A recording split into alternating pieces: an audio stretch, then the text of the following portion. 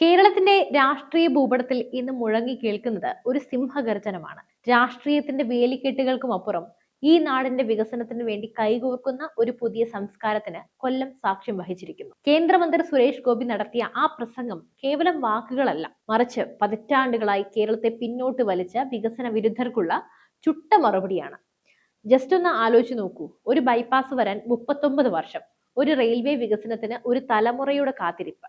8 കേന്ദ്രമന്ത്രിമാർ ഉണ്ടായിരുന്നിട്ടും നടക്കാത്ത കാര്യങ്ങൾ നരേന്ദ്രമോദി സർക്കാർ എങ്ങനെയാണ് സാധിച്ചെടുത്തത്? വികസനത്തിന് കൂട്ടുനിൽക്കുന്ന ശശി തരൂരിനെയും NK പ്രേമചന്ദ്രനെയും എല്ലാം സംഘി എന്ന് വിളിച്ച് ആക്ഷേപിക്കുന്നവർക്ക് സുരേഷ് ഗോപി നൽകിയ ആ മാസ മറുപടിയാണ് നമ്മൾ ഇന്ന് സംസാരിക്കുന്നത്. UDFന്റെയും LDFന്റെയും കെടുകാര്യസ്ഥതയെ കീറി മുറിച്ചുകൊണ്ട് ഭാരതത്തിന്റെ വികസന കുതിപ്പിനെ കുറിച്ചാണ് നമ്മൾ ഇന്ന് സംസാരിക്കുന്നത്. എല്ലാവർക്കും സ്വാഗതം. ഇത് വികസനത്തിന്റെ രാഷ്ട്രീയമാണ്. ഇത് പുതിയ ഇന്ത്യയുടെ ശബ്ദമാണ്.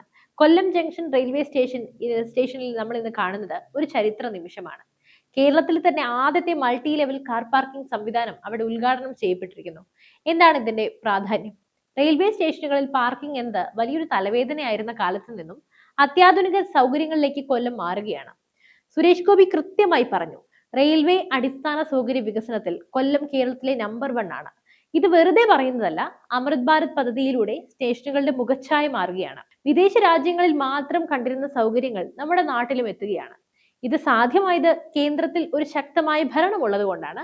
UPA കാലത്ത് നമ്മൾ കണ്ടത് എന്താണ്? റെയിൽവേ ബജറ്റുകളിൽ വെറും വാഗ്ദാനങ്ങൾ മാത്രം, ഫണ്ടില്ലെന്ന പല്ലവി.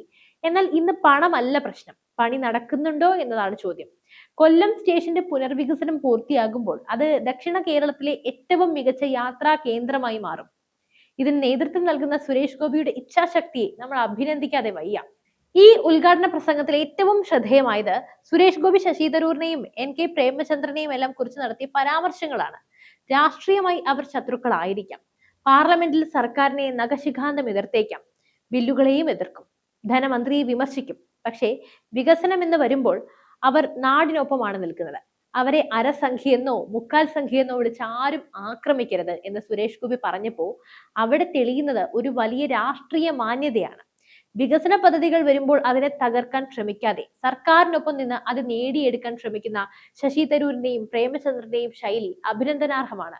ഇവിടെ കേരളത്തിൽ എന്താണ് സംഭവിക്കുന്നത്? LDF എന്താണ് ചെയ്യുന്നത്?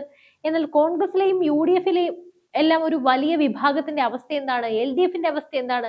നരേന്ദ്രമോദി സർക്കാർ എന്ത് ചെയ്താലും അതിനെ എതിർക്കുക എന്നതാണ് ഇവരുടെ എല്ലാം നയം. ഒരു പാലം വന്നാൽ എതിർപ്പ്, ഒരു റോഡ് വന്നാൽ എതിർപ്പ്. വികസനത്തിന്റെ ഗുണം ജനങ്ങൾക്ക് ലഭിക്കുമ്പോൾ അതിന് സംഘിപ്പട്ടം ചാർത്തി നൽകി ജനങ്ങളെ തെറ്റിദ്ധരിപ്പിക്കാനാണ് ഇവരെല്ലാം ശ്രമിക്കുന്നത്. തരൂരിനെ പോലെയുള്ളവർ വികസനത്തെ പിന്തുണയ്ക്കുമ്പോൾ അവരെ ഒറ്റപ്പെടുത്തുന്ന UDF LDF നിലപാട് വിനാശകരമാണ്. ഇവിടെയാണ് സുരേഷ് ഗോപിയുടെ പ്രസംഗം തീപ്പൊരിയായത്.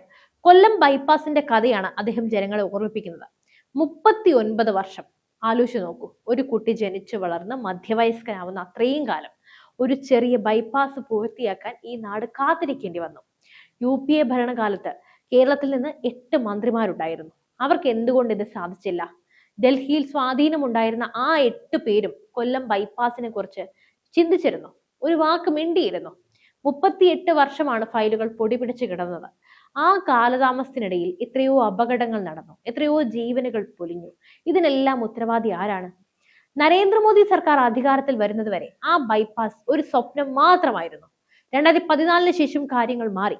കേന്ദ്ര സർക്കാർ നേരിട്ട് ഇടപെട്ടു, സംസ്ഥാനത്തിന്റെ പങ്ക് ഉറപ്പാക്കി, യുദ്ധകാലാടിസ്ഥാനത്തിൽ പണി പൂർത്തിയാക്കി. സുരേഷ് ഗോപി തന്നെ പറഞ്ഞതുപോലെ അദ്ദേഹം രാജ്യസഭ MP ആയിരുന്ന കാലത്ത് അന്നത്തെ കേന്ദ്രമന്ത്രി നിതിൻ ഗഡ്കരിയോട് നിരന്തരം വാദിച്ചാണ് ഈ പദ്ധതികളൊക്കെ വേഗത്തിലാക്കിയത്. ഇന്ന് നമ്മൾ കാണുന്ന 4 വരിപ്പാതകളും 6 വരിപ്പാതകളും കോവിഡിന് ശേഷം ഇത്ര വേഗത്തിൽ പൂർത്തിയായി എങ്കിൽ അത് മോദി ഭരണത്തിന്റെ മികവാണ്. അന്ന് ഫ്ലൈ ഓവറിനും അണ്ടർപാസിനും വേണ്ടി യുദ്ധം ചെയ്തിരുന്ന സുരേഷ് ഗോപി ഇന്നൊരു മന്ത്രിയായി വന്ന് അത് പൂർത്തിയാക്കുന്നു. ഇത് കാലത്തിന്റെ കാവ്യനീതിയാണ്. ഇവരെ നമ്മൾ എന്തിനു വിമർശിക്കണം? വികസനത്തിന്റെ കാര്യത്തിൽ അവർ കാണിക്കുന്ന ഇരട്ടത്താപ്പ് കൊണ്ടാണ്. കേന്ദ്ര സർക്കാർ ഒരു വലിയ പദ്ധതി കൊണ്ടുവന്നാൽ, ഉദാഹരണത്തിന് PM ശ്രീ തന്നെ എടുക്കട്ടെ, ആദ്യം അവർ പറയും ഇത് നടക്കില്ല എന്ന്. പദ്ധതി പകുതിയാകുമ്പോൾ അവർ പറയും ഇത് ഞങ്ങൾ തുടങ്ങി വെച്ചതാണെന്ന്. നമ്മൾ കണ്ടതല്ലേ കേരളത്തിന്റെ അങ്ങേ തലക്കിൽ തൊട്ട് ഇങ്ങേ തലക്കിൽ വരെ ഫ്ലെക്സ്. പദ്ധതി ഉദ്ഘാടനം ചെയ്യുമ്പോൾ അവർ പറയും ഇത് വലിയ അഴിമതിയുണ്ട് എന്ന്. കേരള വിഷയത്തിലായാലും ഹൈവേ വികസനത്തിലായാലും UDF കാണിച്ച LDF കാണിച്ച നിലപാടുകൾ കേരളം കണ്ടതാണ്. ഒരു വശത്ത് വികസനം വേണമെന്ന് പറയും, മറുവശത്ത് അത് തടയാനാവുന്നതെല്ലാം ചെയ്യും. കൊല്ലം റെയിൽവേ സ്റ്റേഷൻ വികസന കാര്യത്തിലും ഇത് തന്നെയാണ് അവസ്ഥ.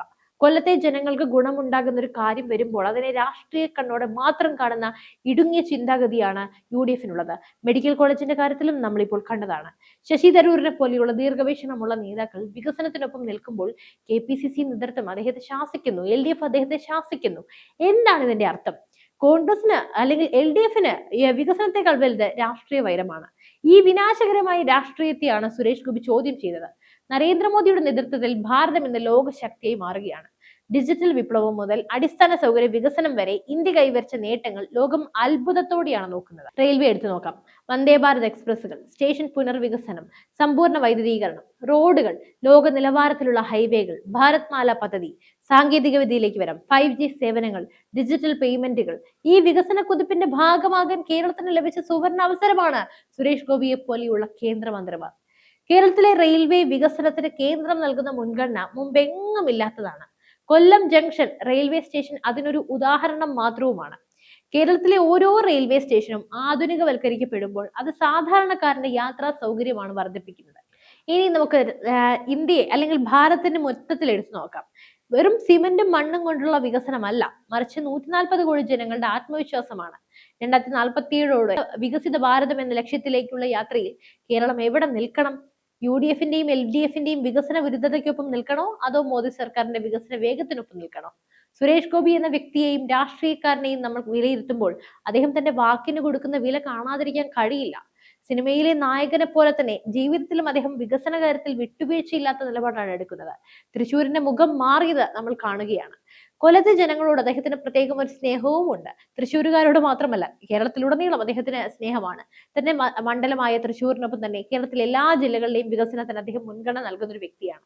റെയിൽവേ മന്ത്രി എന്ന നിലയിൽ അദ്ദേഹത്തിന്റെ ഇടപെടലുകൾ കേരളത്തിലെ ട്രെയിൻ യാത്രക്കാർക്ക് വലിയ ആശ്വാസമാണ് നൽകുന്നത്.